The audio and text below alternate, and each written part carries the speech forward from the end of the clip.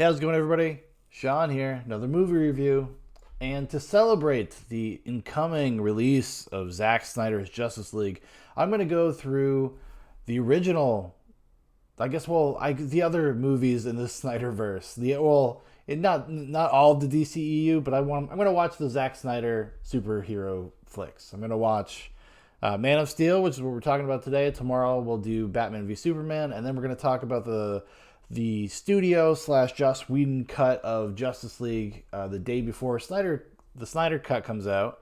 And when I get a chance, maybe hopefully Thursday night, I'll have a nice thorough review up of that as well if I got the time. It's a long movie, so we'll see if I even have the time to be able to kind of review it on Thursday. But we're just gonna get into it. Let's just start, right?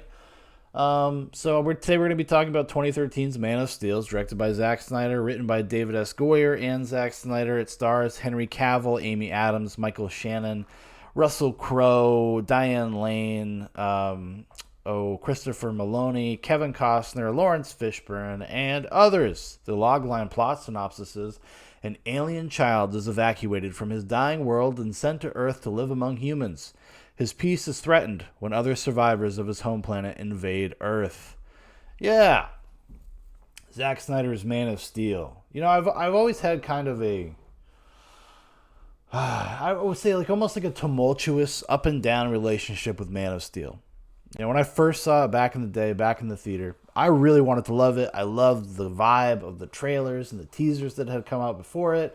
At that time, I think Zack Snyder was coming off of...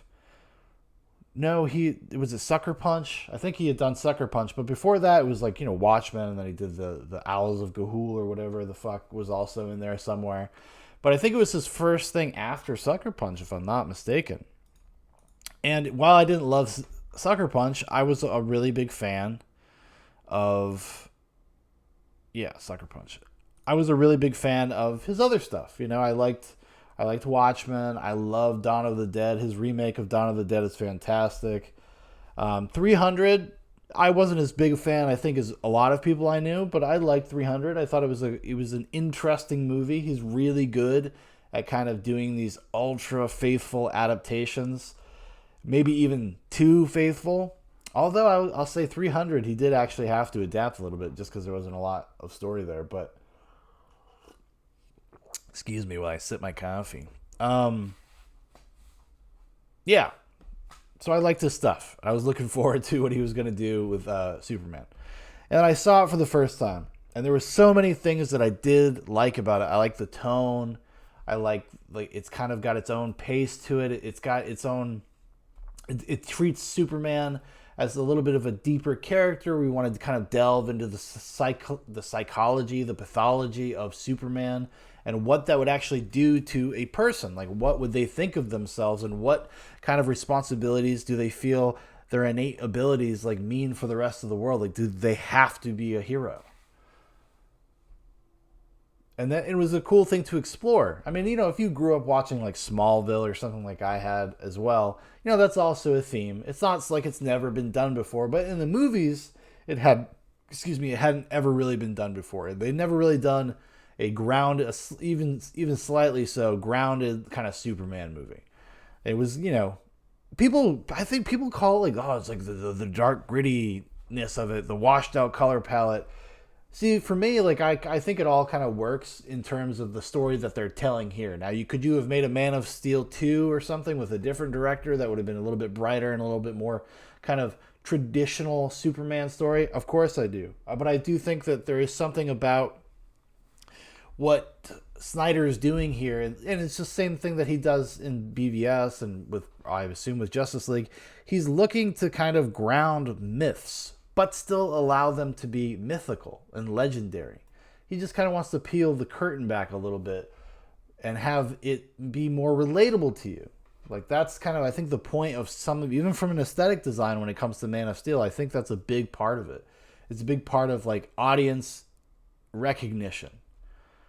I mean, there's a lot of built-in goodwill just in general with the character, but I think because he wanted to take this slightly more dramatic, more serious approach to the character of Clark and Kal-El, that I think it needed to be a little bit more grounded. I think it needed to be it would have been silly to have that kind of stuff. Then you would have something more, I guess, like, Batman Forever kind of does like the similar type of thing. Obviously not to this degree, but the idea that we're kind of exploring the trauma of Bruce Wayne's life and the way that they do it. But that movie is also like a campy masterpiece, kind of, honestly. But it's if they had tried to be more serious in Batman Forever, which apparently there's a some sort of studio, or there's a cut somewhere that actually does. But if they hadn't kind of balanced it right, it would have come off dumb and pretentious and silly, or just misplaced maybe. And so here, I think the same thing could have been true, obviously, but I think that here it just helps you kind of invest in that kind of tone for the movie. The movie wants you to take it seriously. It does. And it's not winking and nodding at you. It's not like a Marvel movie. It's not full of like, kind of Whedon quips. The Whedonisms. That guy fucking ruined an entire generation of writers. Everybody just quips. Everybody's just there for the fast, the snappy one-liner. People don't speak like people anymore, Kind of like Max Landis is kind of like that too. They all sound like Joss Whedon. They all sound like Max Landis, all their characters. It's very annoying. But anyways, I don't know why I got onto that. But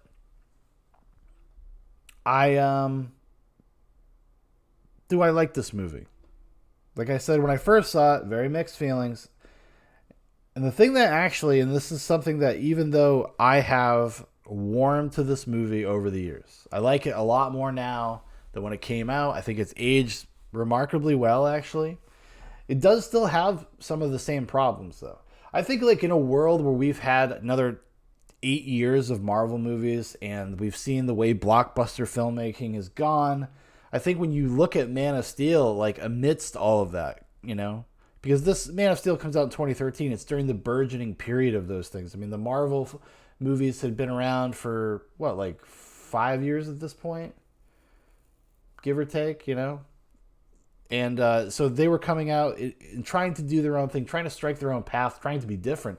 Honestly, a lot of the reason why Man of Steel, I think, got kind of slightly rejected by audiences, at least in the box office, is that it was not in that vein. It was not that formula. It was definitely doing its own thing, and I think that ultimately probably hurt it at the time when it came out because people were so just accustomed. You were just so acclimated to the Marvel stuff. But the thing that stuff didn't really bother me. I thought, some of the plot, there's some contrivances, there's a few things you could change and nitpick. But the thing to me, and it's still a problem I have with the movie, even today, like now it still bothers me, is the fucking Kents. The fucking Kents. I don't know why they have to be, they're so fucking miserable. I mean, you have Jonathan Kent talking to a young Clark Kent out after he saves a school bus full of kids, and he tells them maybe he shouldn't have done it. Because it's an interesting kind of aspect, and right, like to or approach to the story. It's like, you're a fucking alien. You're gonna change everything, and this is something that is explored in BVS as well. But it's like, you're gonna change everything. Like, once that, you can't put the fucking cork back on that bottle once it's open. So we kind of need to protect you while you're still a child and still at nascent stage, because we wouldn't be able to stop them from fucking coming and taking you and carving you up or whatever. Because they really, and even you heard it in the description, they really go into like the alien angle. Like, oh, he's not one of us. And that was always something that was true about Superman, don't get me wrong. It wasn't always like so explicit, but explicitly kind of pushed on you, almost like, the way they're talking. It's like an immigrant story type thing. They've morphed the story into being much more literally about that, even though that's kind of always been the case. But the thing to me, why that bothers me, the stuff about the Kents and some of the nihilistic point of view of Jonathan Kent, is the fact that what actually makes Superman special isn't really just his powers. It's not that he's from Krypton. It's not that he can fly or he has super strength or anything. It's that Clark, Kal-El, Superman, whatever you want to call him, is a good person. maybe the best of us. And maybe his powers allow him to actually live up to that kind of principled standard. Maybe so, right? But he's the example, he's the ideal. And what makes him that way is the Kents.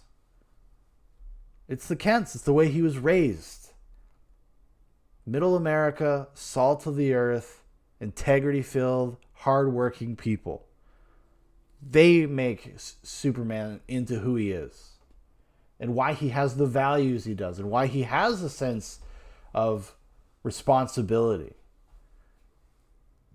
And when you have kind of like the examples they give you with Jonathan Kent are so, like, some of his parenting stuff in here. And this is something that's also carried on in BVS. And we'll talk about that when I guess I do my BVS little chat here. But I mean, my God, like, it's a fundamental shift of the character's point of view. It's like, no wonder why he's so fucked up and can't deal with who he is or what he has to do or what he feels responsible for.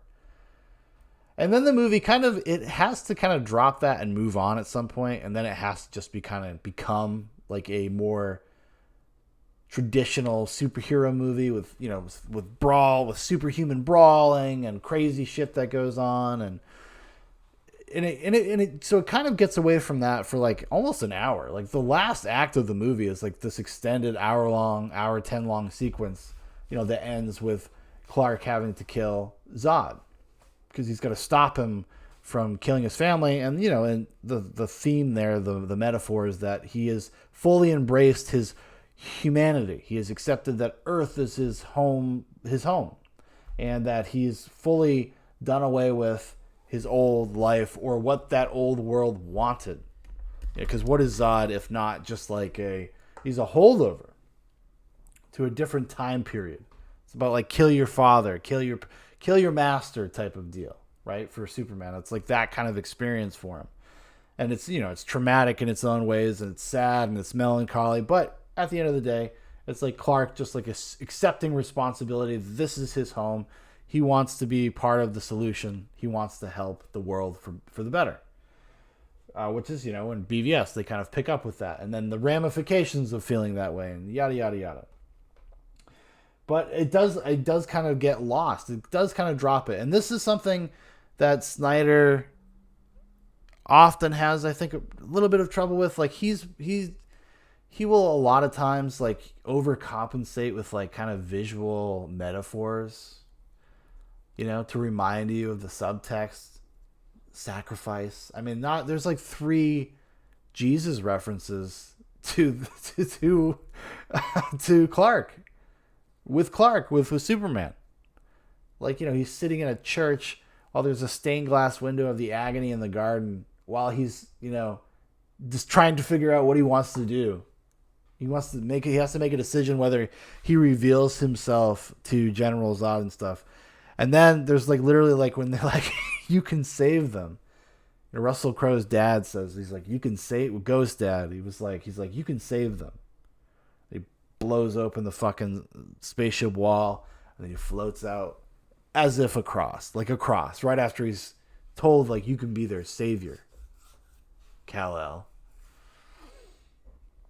It's fucking it's some wacky shit, some goofy shit in there. Like, I don't hate on Zack Snyder the way some people do. Some people really take umbrage with some of his stuff, and I'm the first to criticize. Like, I do think sometimes he gets overly concerned with the style and then visual kind of iconography and symmetry and making things look cool that sometimes undermines what's happening. I think a great example of that in his career was Watchman, which I'd say in general, I like his Watchman. Like, it's a good enough way to revisit that material if I don't feel like reading the book again. And there's some great performances in there. Also some bad ones too, but mostly cast very well. But what he does in that, like his complete mismatching, is that he fucking he's like, he makes all of the violence cool.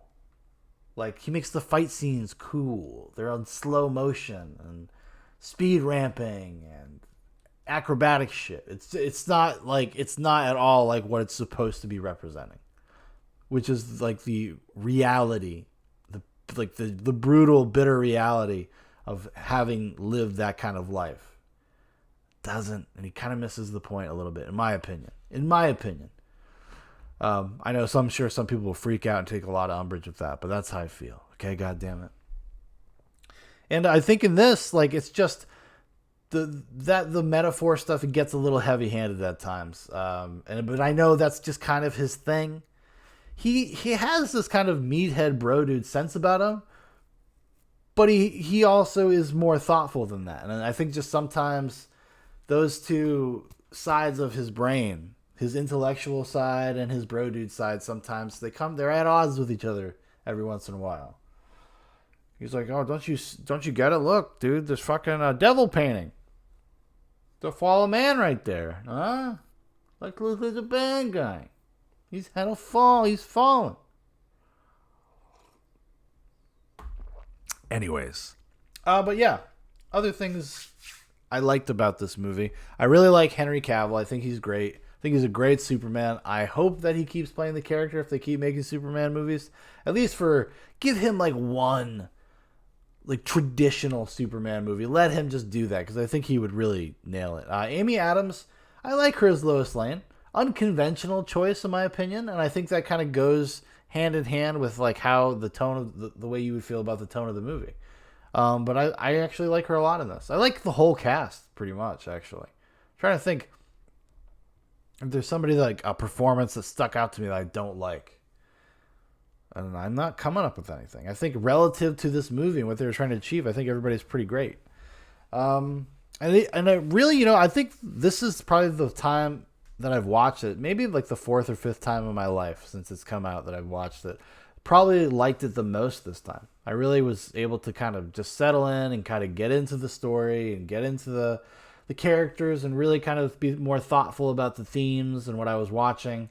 Because it's not always the case, you don't always do that when you watch a movie, but I just really kind of zoned into it. Got like honed, like just totally into it for the 2.5 hours. And it's very rare. I got up really early and I had like a bunch of time to myself, which is not normal. So I could really like pay attention. So it was pretty cool. It was a good experience revisiting it. And I think that if you haven't watched it in a long time, I would say give it another go. Just because it's the context of it is so different. It's almost like completely recontextualized relative to the landscape of big blockbuster movies since it came out. Man of Steel like has aged very well in a way that I don't think a lot of these things do. If you go back, I think, and watch, even go back and watch like some of the earlier Marvel stuff, there's just something about them that they don't really hold up very well. At least for me, they don't for me. But Man of Steel, I think there's a lot more going on. It's a lot more kind of well considered and more mature in a certain way, and it's talking about things that are like kind of just deeper than villain of the week crap or like or whatever. It's actually trying to kind of discover the humanity of Superman and the people that have to deal with Superman, the world that exists around him. So yeah, give it a go. Go watch it, dude. I mean, come on, Thursday it's gonna be here real quick. We gotta be ready. Me and you, we gotta be ready to fucking ride, my lads. Right up in the skies. Man of Steel style. Alright, everybody, thank you for watching. Thank you for listening. If you'd like to know more about Zoobox, there's a bunch of links in the description. Facebook, Instagram, my Twitter, my brother Dan's Twitter. Also, check us out over on DLive. And we have an alternate YouTube channel that we do. Those are the places we do live streams now, because we can't live stream on the main channel for 2 more months. About sucks. But anyways, thank you. Have the best day ever.